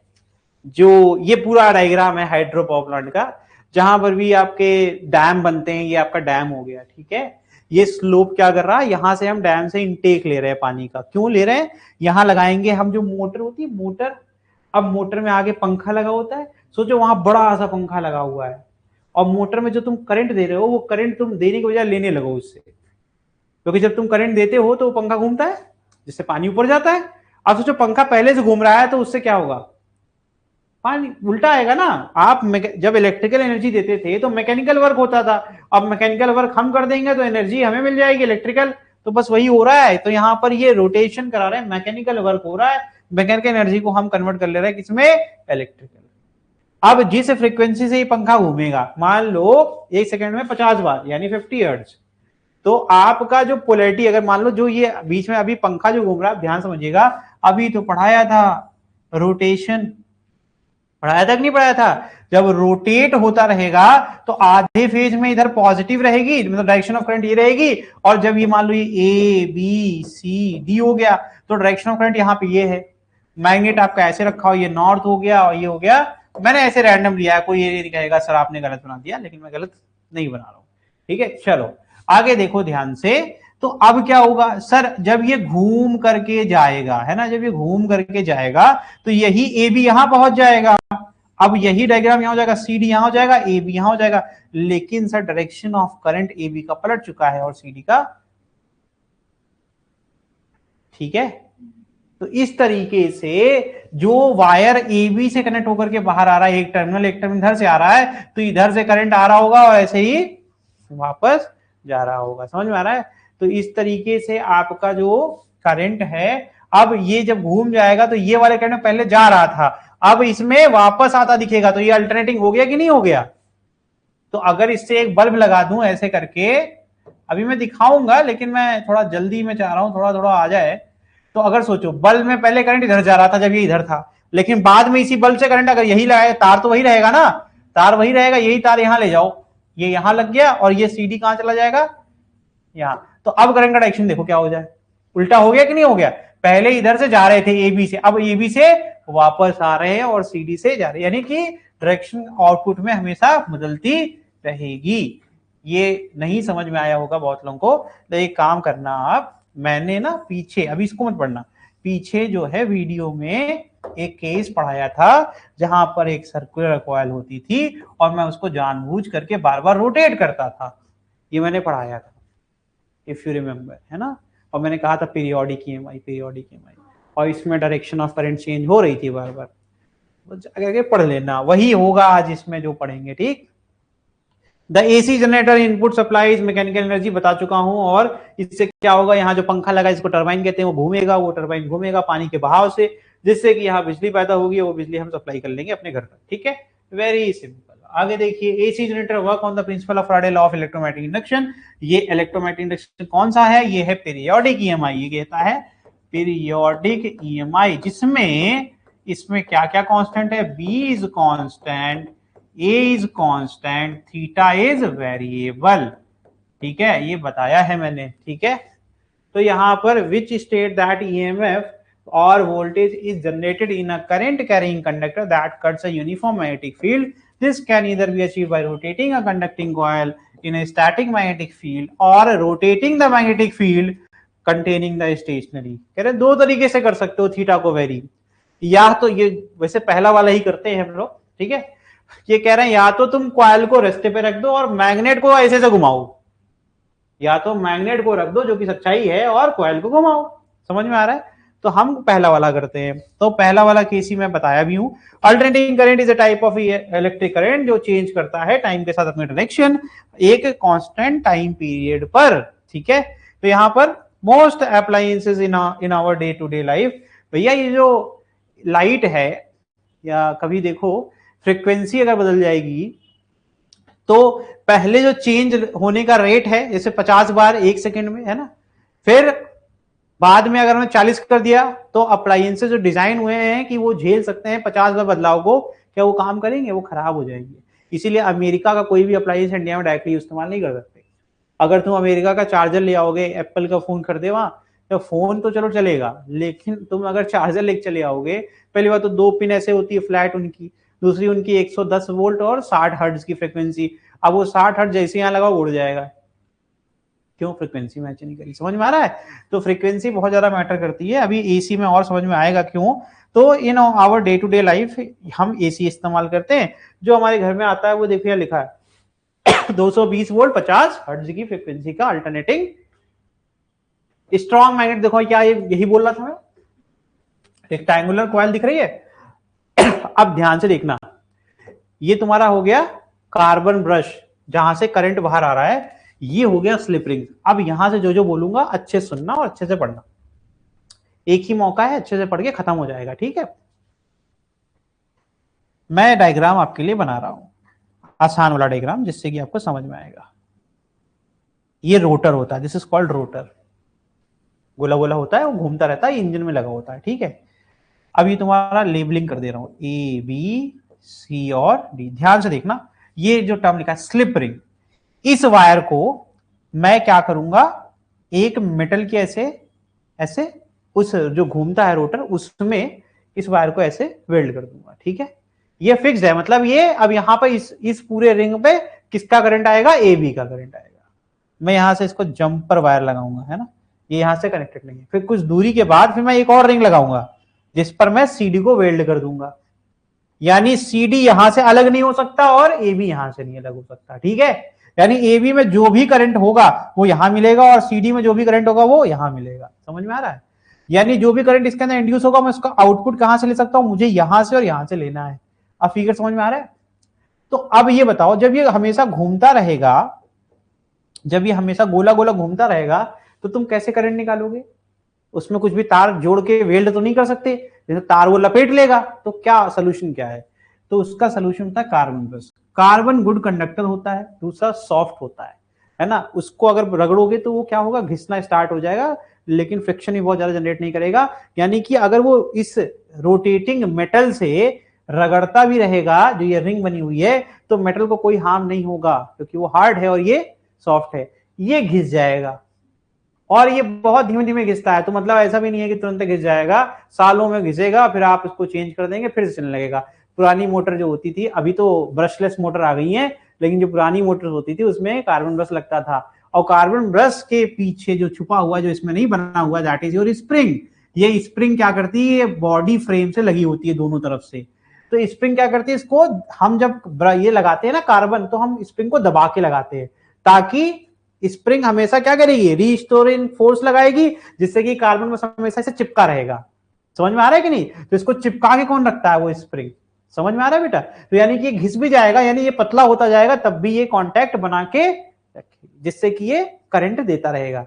अब हमने यहां से स्प्रिंग से यहां से ले लिया, इधर भी स्प्रिंग से हम क्या ले लेते हैं, करंट आउटपुट। ठीक, यानी कि अब हमने देखो रोटेटिंग ऑब्जेक्ट से, रोटेटिंग पार्ट से करंट निकाल भी लिया और कुछ फर्क भी नहीं पड़ा। यही होती है टेक्नोलॉजी। समझ में आ गया? यही है आपका इन्वेंशन। तो यहां से अब हो क्या रहा है आगे समझो। तो ये हो गए पार्ट्स आपके। स्ट्रॉन्ग मैग्नेट, परमानेंट मैग्नेट होता है। आर्मेचर कॉइल को कहते हैं, जो कॉइल है एबीसीडी, इसको हम आर्मेचर कहते हैं। समझ में आ गया? तो ये हो गया रोटेटिंग पार्ट और ये हो गया स्टेशनरी पार्ट। समझ गए? यानी हम कौन सा वाला केस स्टडी कर रहे हैं? हम sir area of cross section नहीं चेंज कर रहे, हम मैग्नेटिक फील्ड कांस्टेंट रखे, हम थीटा बदल रहे हैं। यानी पीरियोडिक ईएमआई हुआ कि नहीं हुआ? ये हो गया पीरियोडिक ईएमआई, जिसमें पीरियोडिक वर्ड का मतलब होता है एक फिक्स टाइम पीरियड के बाद ये अपनी जगह बदल देगा, है ना। समझ में आ रहा है? और ओरिएंटेशन पलट जाएगा। तो यही होता है पीरियोडिक ईएमआई। समझ में आ रहा है? चलिए आगे बढ़ते हैं। ये समझ गए तो आगे की चीजें तो बड़ी आसान है। अब देखो, परमानेंट मैग्नेट और an electromagnet used to produce a strong magnetic field. अब जितने मॉडर्न आ गए ना, देखो ये हैवी होता है थोड़ा, तो इसमें एक और प्रॉब्लम होती है, जैसे जैसे पुराना होता जाएगा वैसे इसकी मैग्नेटिक पावर कम होती जाएगी। ठीक है, तो नए जो आ गए हैं जनरेटर्स, उसमें क्या होता है, साइलेंट जनरेटर्स आ गए हैं। तो उसमें क्या है, यहाँ पर इलेक्ट्रोमैग्नेट होता है। क्या होता है? इलेक्ट्रोमैग्नेट। यानी कि इसको रिप्लेस कर देंगे कॉइल से, जिसमें बैटरी लगा के रखे रहते हैं, बैटरी से करंट उसमें दे देंगे, वो तुरंत उसमें क्या आ जाएगा, मैग्नेटिक फील्ड सेटअप हो जाएगी, और जैसे ये घूमेगा वैसे ही इसके अंदर ईएमएफ इंड्यूस होना। समझ में आ रहा है कि नहीं?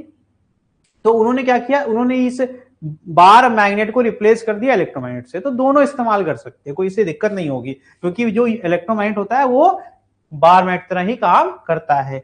आगे coil wound over soft iron core. Soft iron core to the two ends of the coil are connected to two slip rings, axis of rotation in the plane of the coil but perpendicular to the magnetic field। तो कह रहे हैं भैया जो आपका axis है, ध्यान दीजिएगा, अगर ये एरिया वेक्टर है, अब ध्यान से देखना, मैग्नेटिक फील्ड क्या है, इनिशियली क्या है, दिख रही है कि नहीं दिख रही है? ठीक है, अभी बताओ, इस समय इसमें फ्लक्स कितना, 0, लेकिन जैसे ही ये रोटेट होना स्टार्ट हो जाएगा वैसे ही फ्लक्स इंक्रीज होना स्टार्ट होगा कि नहीं होगा? ठीक, और जब इंक्रीजिंग फ्लक्स होता है तो क्या करंट कैसा होना चाहिए, करंट इस तरीके का होना चाहिए सच दैट ये क्या करे, इसका अपोज करे। डायरेक्शन ऑफ मैग्नेटिक फील्ड क्या है, इधर, तो इंड्यूस मैग्नेटिक फील्ड किधर होना चाहिए? समझ में आ रहा है कि नहीं? गेटिंग? ठीक, और यानी कि जब तक ये कितना होता, मैक्सिमम कितना हो जाएगा, जब ये कॉइल ऐसे हो जाएगी, क्योंकि अब सर एरिया वेक्टर और बी दोनों पैरेलल हो जाएंगे, तो अब ये 90 डिग्री पर जब हो जाएगा, प्लेन वाइज 90 पे हो जाएगा और पैरेलल हो जाएगा एरिया वेक्टर मैग्नेटिक फील्ड से, तब ये मैक्सिमम पर है। यानी इस हाफ रोटेशन के, आधे रोटेशन के बाद जब ये अगला हाफ करेगा, अब इंड्यूस मैग्नेटिक फील्ड पलट जाएगी। समझ में आ रहा है कि नहीं? तो सारा खेल इसी का है, अल्टरनेट नेचर पकड़ते रहो। समझ में आ रहा है? तो यानी कि देखा जाए, अगर हम करंट का डायरेक्शन पकड़ना चाहें तो ये वो पोजीशन है जिसमें इधर का हाफ अलग करंट है और इधर का हाफ, समझ में आ रहा है कि नहीं? तो ये आपको पता होना चाहिए। तो इस तरीके से हम इसमें ईएमएफ इंड्यूस करेंगे। अभी देखेंगे, सब कुछ पढ़ेंगे, इजी तरीके से पढ़ेंगे, कोई इतनी दिक्कत की बात नहीं है, ठीक है।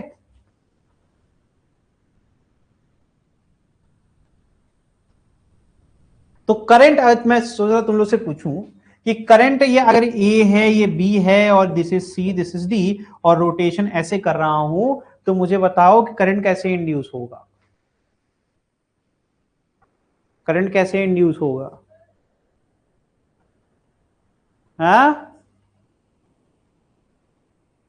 चलो अभी अभी और हेल्प करेंगे तुम लोग की, कोई बात नहीं। स्लिप रिंग क्या है? Two small ring against the brushes, बता चुका ये सब। कार्बन ब्रश क्या होता है बता दिया है, तो मैं इसको स्किप कर रहा हूँ, ठीक है। अभी मैं इसके ऊपर ऑलरेडी बहुत चर्चा कर चुका हूँ। तो generated EMF depends on the number of, बताओ, armature coil turns, magnetic field strength and the speed of rotating field.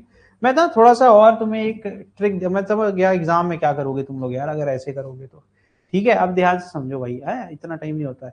अगर ये डायरेक्शन ऑफ करंट है, एक तो भाई राइट हैंड थंब रूल, ऐसे टेंजेंट बनाओ, और ये दिख रहा है कि जब ये, अब ये तुम्हें इस समय ऐसे रख करके सोचो, और यहां से निकल रही है, अभी सोचो ये ऐसे है, तो जब ये इस तरीके आ जाइए, करंट यही रहेगा, तो नॉर्थ किधर होगा, इधर, और साउथ यही चाहिए था। एक तो सबसे सिंपल तरीका ये होता है, लेकिन किसी किसी को नहीं समझ में आता ये आखिरी समय तक। तो मैग्नेटिक मोमेंट के लिए सिखाया था डायरेक्शन ऑफ करंट निकालना, कैसे करते थे डायरेक्शन ऑफ करंट के हिसाब से। ये मैग्नेटिक मोमेंट हमेशा बी के पैरेलल होता था 90% केसेस में, है ना, और वही होता ही भी है। तो भैया अगर ऐसे कर दोगे तो क्या मैग्नेटिक फील्ड क्या इधर, और जैसे इसको घुमाओगे तो अब ये इधर ही जा रहा है, यानी सेम डायरेक्शन नहीं हो गया, सेम डायरेक्शन नहीं हो गया। तो जो तुम्हारा आंसर आया मैग्नेटिक मोमेंट का, उसका अपोजिट करना है। तो अगर तुम एंटी क्लॉकवाइज में करंट सोच रहे थे तो गलत सोच रहे थे, इसका मतलब ये क्या हो जाएगा, क्लॉकवाइज। अब जैसे ही घुमाओगे, देखो थंब किधर चला गया, अपोजिट। बन गया कि नहीं बन गया, समझ गया, ए टू बी, बी टू सी। तो ये फर्स्ट हाफ का केस है, ठीक है। अब जरा सी डी पे पर सोचो, सी डी पर सोचो, ठीक है, सी डी वाले केस में, ठीक, ये, ठीक, इस तरीके से। अब ये क्या हो रहा है, इधर की तरफ ही करंट आ रही है ना, साउथ की तरफ, तो ये सपोर्ट करना चाहिए था, करेगा भी, दिखाता हूं। तो ये क्लियर हुआ, आगे देखो, ये हो गया, मैंने अभी सिखा दिया, आगे इसी के लिए सिखा रहा था। तो generated EMF depends on the number of armature coil, क्योंकि भैया EMF is equal to N times of phi हो जाएगा ना, एन फाई अपॉन जो आपका D phi by D T करना चाहते हो अगर, तो ये लो कर लो। तो एन क्या है, जितना ज्यादा तुम्हारा नंबर ऑफ टर्न्स होगा वैसे वैसे ईएमएफ की वैल्यू भी चेंज होती रहेगी। तो ये फॉर्मूले पुराने वाले हैं। When the armature rotate between the pole of the magnet upon axis perpendicular to magnetic field, the flux linkage of the armature changes continuously. As a result, an electric current flows through the galvanometer and the slip ring and brushes. The galvanometer swings between positive and negative values. This indicates that there is an alternating current flows through the galvanometer. अब क्या बता रहे हैं, कह रहे हैं भैया जैसे रोटेट करेगा तो हम ये देख रहे हैं, ऐसा नहीं है कि एक ही तरफ रीडिंग दे रहा है, ये रीडिंग बार बार ऑसिलेट कर रही है, इसका मतलब डायरेक्शन ऑफ करंट बार बार बदल रहा है। तो इसका मतलब है ये अल्टरनेटिंग नेचर का हुआ, ठीक है। अगर ये समझ पाओ डायग्राम, इससे अच्छा तो मैंने ही बना दिया था। ये 90 वाला है ना, ये ए, ठीक, फिर रोटेट हो गया, ठीक, समझ में आ रहा है, ये इस तरीके से, और ये क्या हो गया, वही पुराना पलट गया पूरा, ये पूरा पलट गया। अब ये आ गया, ये तुम्हारा ए यहां आ गया, और ये बी हो गया, और ये सी हो गया, और ये, समझ में आ रहा है। तो 180 डिग्री का rotation, magnetic flux changes as the armature moves. I think we are wasting our time, क्योंकि इससे अच्छा हम लोग पढ़ चुके हैं। अब ये इंपॉर्टेंट है, ठीक है। दूसरा तरीका, ठीक, अब यहां पर जो हम फ्लेमिंग राइट हैंड रूल है, इससे भी हम डायरेक्शन ऑफ इंड्यूस करंट निकाल सकते हैं, समझ में आ रहा है। तो फ्लेमिंग राइट हैंड रूल, और एक होता है फ्लेमिंग लेफ्ट हैंड रूल। जब हमें डायरेक्शन ऑफ इंड्यूस, क्योंकि जनरेटर ही पढ़ना है, मोटर नहीं पढ़ना है, इसलिए लेफ्ट हैंड रूल नहीं पढ़ रहे हैं, ठीक है। मोटर पढ़ना होता तो पढ़ा देते। तो हमें जो करंट, जैसे अगर नहीं समझ में आ रहा, अभी तक इतना पढ़ने के बाद भी किसी बच्चे को नहीं समझ में आ रहा है कि यार कुछ और बताओ, नहीं आ रहा मुझे ए बी कैसे हो रहा है, ठीक है, तो आखिरी उम्मीद बच्ची है बस, ये आखिरी पढ़ाना, इसके बाद खत्म हो गया चैप्टर। चैप्टर तो बहुत पहले खत्म हो गया था। चलो, फ्लेमिंग राइट हैंड रूल क्या कहता है, फिर से वही, thumb is your what, direction of motion, ये क्या हो गया, first finger your magnetic field, ये एल, ठीक है, सॉरी आई, सॉरी है ना, आई करंट, करंट का डायरेक्शन। करंट पता करना है, ठीक है। दो चीजें हमेशा पता रहेंगी। आओ वापस आते हैं, ठीक है। अपना फिगर कोई बना ले क्या, क्योंकि हम लोग का फिगर ज्यादा बेटर है। ये हो गया ना, ये अच्छा फिगर है। चेक करते हैं कि ए टू बी आ रहा है कि नहीं आ रहा है ना। Direction of magnetic field is this, B इधर है। फिर से याद कर लो क्या है भैया, वी बी आई, है ना। ठीक, हमें वी पता है, हम कैसे रोटेट कर रहे हैं, हम ऐसे रोटेट कर रहे हैं। डायरेक्शन ऑफ वी क्या हो गया, वी ए, ठीक है, क्लियर है। और this is our I, right, V B, तो बी ऐसे हो गया, वी ए, देखो ऑटोमेटिक आ गया करंट, ये करंट है, देखो ये क्या हो गया, ऊपर की तरफ वी, ठीक, इधर की तरफ मैग्नेटिक फील्ड, ठीक। ये आ रहा है कि नहीं ए टू बी, कितनी करना, प्रैक्टिस करनी पड़ेगी, बिना प्रैक्टिस के नहीं हो पाएगा। अपने कॉपी पे बनाओ, अपने कॉपी पे भी ऐसे बनाओ, एक ऐसे बस सिंपल ऐसे बनाओ, ठीक है। और ये अगर एक्सिस एक्सिस खेलना है तो ये जेड एक्सिस है, ये आपकी जेड एक्सिस है, ठीक है। और ये तुम्हारी मैग्नेटिक फील्ड किधर है, आई कैप, है ना, और ये किधर है, जे कैप, कर लो, ठीक है।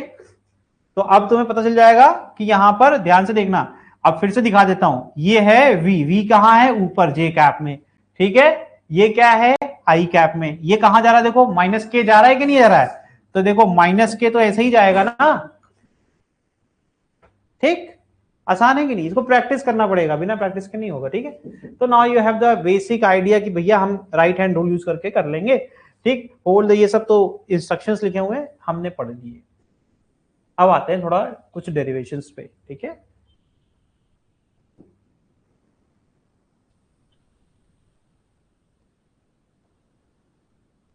चलिए ये पढ़ लेते हैं, ठीक है।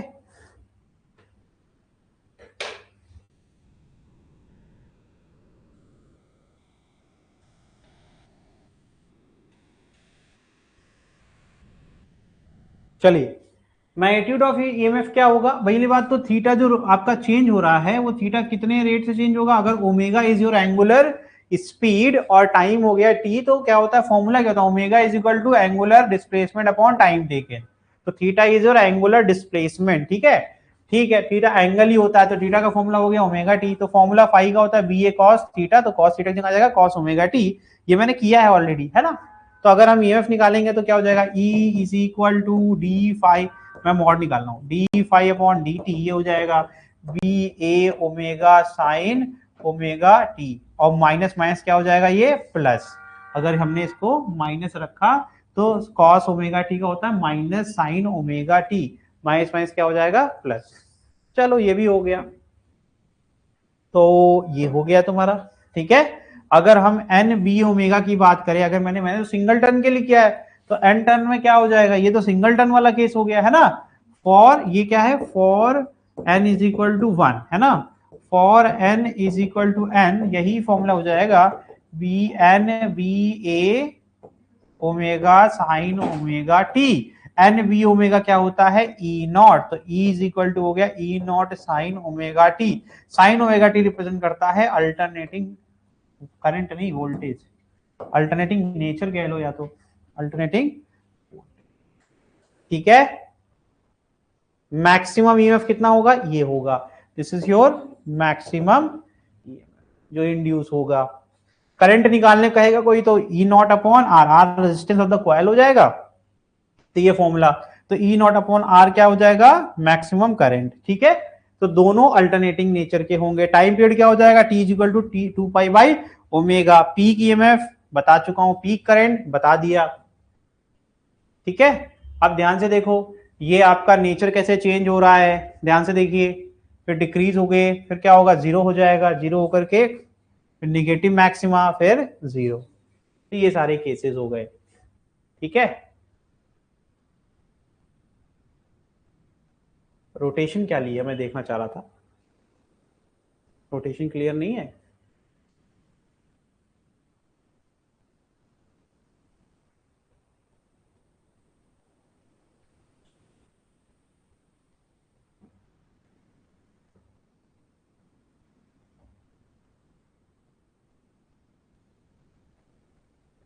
देखो अब मैं एक बार तुम लोग को समझाता हूं।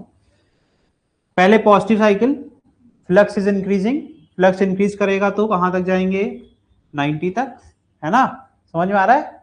ये क्या है, ये पाई बाई 2 है, प्लेन का, है ना, प्लेन, एंगल, ठीक है। एरिया का तो 0 हो जाएगा। फिर ये रोटेट होकर के दूसरा साइकिल जा रहा है, ये डिक्रीज करना स्टार्ट होगा, ठीक है। डिक्रीज करके फिर वापस आ गया सेम, ठीक। ये गलत बना है फिगर, थोड़ा सा फिगर गलत है। यहां पर ये ए बी यहां पहुंचा, फिर यहां पर ए बी जब ये वापस से ऐसे इंक्रीज करते करते जब ये डिक्रीजिंग में आएगा तो यहां से रोटेट करना चाहिए इसको, ये 0 पर ये 90 होना चाहिए था, ठीक है। चलो कोई बात नहीं। फिर आगे देखो क्या होगा, फिर डिक्रीज होकर के ये आएगा नेगेटिव मैक्सिमा और फिर से ये 0, ठीक है। फिर से ए बी अपनी जगह पर आ गया। ये वो जगह होगी जब ए बी अपनी जगह वापस आ जाएगा। नहीं आया? थोड़ा सा इस पे टाइम दोगे तो आएगा समझ में, ठीक है।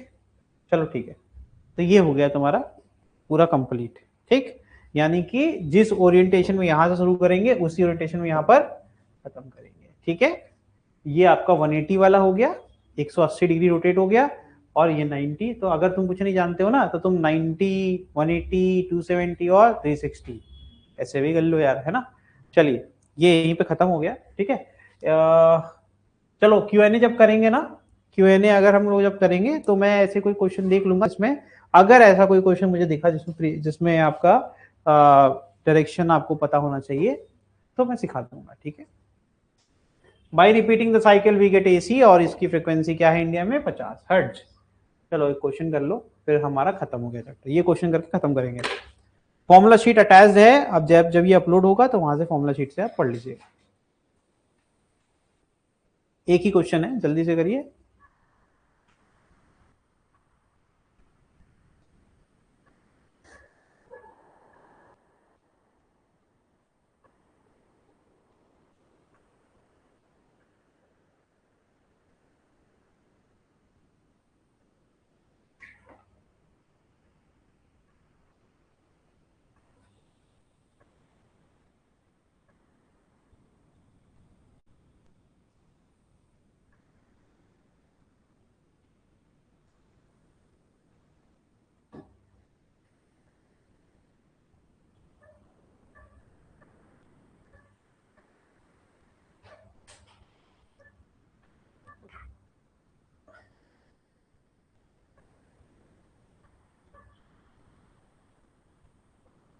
बेटा बिल्कुल सही तो बता रहा था, ये देखो वही तो, ये फिगर गलत है, ये फिगर, ठीक है, ये फिगर गलत है।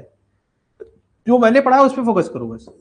तुम मुझे ये बताओ, यहां पर फ्लक्स कितना हो जाएगा, phi is 0, A B C D, ठीक है। डायरेक्शन ऑफ करंट और ये हो गया, ठीक है। अब ये फाई मैक्सिमम कब होगा, जब ये इस तरीके से हो जाएगा, ए बी सी डी, ठीक है। अब ध्यान सुनना, अब ए बी में जो ईएमएफ इंड्यूस हो चुका है ये कॉइल में, वो मैक्सिमम है।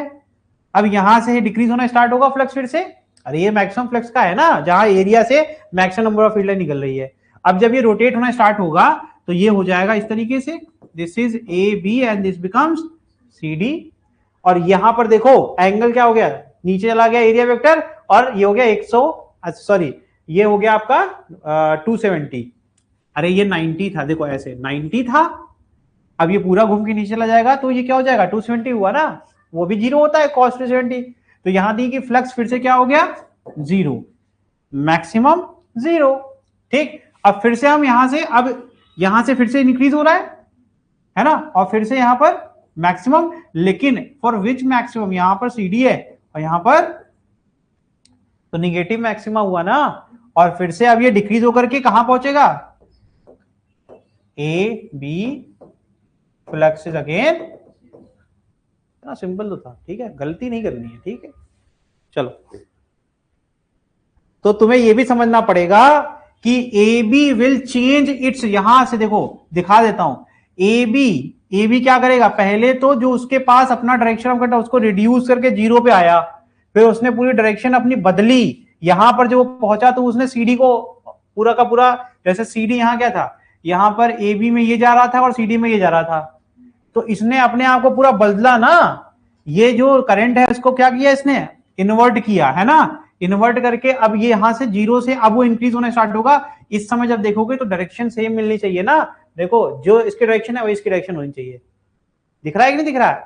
और फिर अब ये अपने आप को फिर से चेंज करेगा, और चेंज करके फिर से अब जो फाइनल आएगा वो फिर से, तो यानी ए बी की जो डायरेक्शन पहले पॉजिटिव थी अब वो क्या हो गई, निगेटिव, दिख रहा है, और फिर जो आपका निगेटिव है वो फिर से क्या हो जाएगा, दोनों तरफ चेंज होगा कि नहीं होगा। तो इस तरीके से देखो अल्टरनेटिंग नेचर कैसे मिलेगा अगर ये नहीं होगा तो, ठीक है। कोई भी चीज पॉजिटिव से निगेटिव होने के लिए पहले जीरो नहीं होगी कि सीधे पॉजिटिव से निगेटिव कर दोगे। तो ये मैंने आपको ये भी बता दिया, मैं कुछ भी आपका उधार नहीं रखता, ठीक है। In the region uniform magnetic field induction, ये कंटेंट डेवलपर जो होते हैं ना हम लोग कंफ्यूज कर देते हैं, कुछ भी बना देंगे हमें तो क्या गड़बड़ कर दिया। तो b is equal 10⁻⁻² Tesla, a circular coil of radius कितना भैया 30, resistance is pi square, is rotated about an axis. देखो अब रेक्टेंगुलर हटा करके सर्कुलर कर दिया, ताकि ये क्यों किया, ताकि तुम एरिया निकाल सको, पाई आर स्क्वायर फॉर्मूला हो गया, ठीक है। तो एरिया की वैल्यू आप निकाल सकते हैं। अब आपको देखना है कि आपको एसआई में कन्वर्ट करना है कि नहीं, ये आपका काम है, ठीक है। फिर कह रहे हैं about an axis perpendicular to the, मतलब जो ओरिएंटेशन अभी हमारा था वैसे ही होगा, बस सर्कुलर रिंग हो जाएगी, ठीक है। और कह रहे हैं diameter of the coil which form the diameter of the coil if the coil rotates 200 RPM. आपको ये फ्रीक्वेंसी देने की, revolution per minute, revolution per minute, तो इसको सेकंड में कर लेना। द एम्पलीट्यूड ऑफ एसी, आपको पूछा गया आई एसी कितना होगा, जल्दी करो थोड़ा सा ये क्वेश्चन।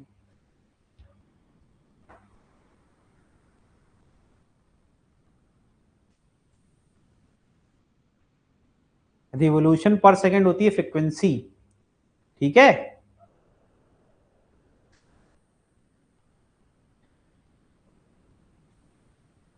तो ओमेगा क्या होता है 2 पाई एफ, ओमेगा क्या होता है 2 पाई एफ। तो फ्रीक्वेंसी कैसे निकलेगी, आरपीएम डिवाइड बाई 60 सेकेंड, एक मिनट में 60 सेकेंड, ये 200/60, 2 पाई गुड़े 200/60, कुछ भी डिवाइड मत करना, आखिरी में करना सब। ई क्या हो जाएगा एनबीए साइन ओमेगा टी।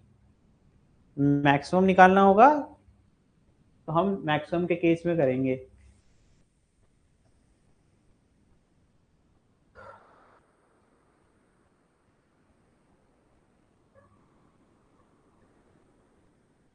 हमें तो मैक्सिमम सॉल्व करना है ना। ई नॉट की जगह एन बी ए ओमेगा बेटा, ठीक। तो आई नॉट क्या हो जाएगा N B A omega upon R, resistance is pi square, ठीक है। सबकी वैल्यू पुट कर दो। ये एन कितना है, एन इज नॉट गिवन, तो एन की वैल्यू 1 हुई।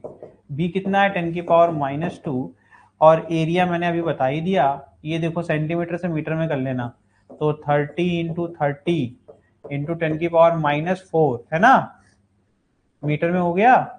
ओमेगा इज बता दिया 2 पाई इंटू 200 डिवाइड बाई 60, और ये कितने से डिवाइड होगा भाई, रेजिस्टेंस इज पाई स्क्वायर। देखो पाई स्क्वायर तो कट गया यार, एक पाई ये गया, एक पाई ये गया, ठीक है। एक जीरो ये गया, ये 2 जा हुआ, ये 1 जा हुआ, 100 हो गया, 2 और ये 4 6, ठीक है। और वो 3 कितना आ गया 6 × 10⁻⁻3, यही तो आ रहा है ampere, that is 6 milli. Answer कौन सा है, सी, ठीक है। तो यहां पर तुम्हारा ईएमआई पूरी तरीके से खत्म हो गया। ईएमआई में अच्छी बात क्या है कि हम लोग ने एसी के लिए कुछ चीजें ऑलरेडी सीख ली हैं कि हमें अल्टरनेटिंग ईएमएफ इंड्यूस होने की वजह से सप्लाई में एसी मिलता है, एसी जनरेटर पढ़ लिया। ट्रांसफार्मर के लिए हम लोग ने एडी करंट क्या होता है वो समझ लिया है। तो अगला चैप्टर हमारे लिए बहुत आसान होने वाला है। अब इसमें आपको देखना क्या है, आपके लिए यहाँ पे एक फॉर्मुला शीट बना के रखी है मैंने, पूरा एकदम करेक्ट ऑर्डर में है, सब कुछ पढ़ाया है, उसको समराइज कर दिया है एक आपके पीपीटी के अंदर ही। इसको मैं अपलोड भी कर दूंगा आपके फिगर के साथ फॉर्मूले से, कहीं छोटे मोटे करेक्शन हो तो आप वो देख लेना, ठीक है। वो पीपीटी अपलोड करने में हो जाता है। देखिए एडी करंट पढ़ा था, मोशनल ईएमएफ हो गया, सेल्फ इंडक्टेंस है ना, करंट डिके और current growth, mutual inductance, combination of inductor with coupling है ना, दोनों चीज एक जगह ले आ दिया। कॉम्बिनेशन ऑफ इंडक्टर आपने पढ़ा ही हुआ है, कपलिंग में एडिंग और अपोजिंग दोनों साथ में देख लिया, ठीक है। जनरेटर अभी जस्ट पढ़ा है, ठीक है। तो यहाँ पर ये चैप्टर खत्म हो गया। अब हम लोग मिलेंगे नेक्स्ट क्लास में विद नेक्स्ट लेक्चर, ठीक है। Thank you.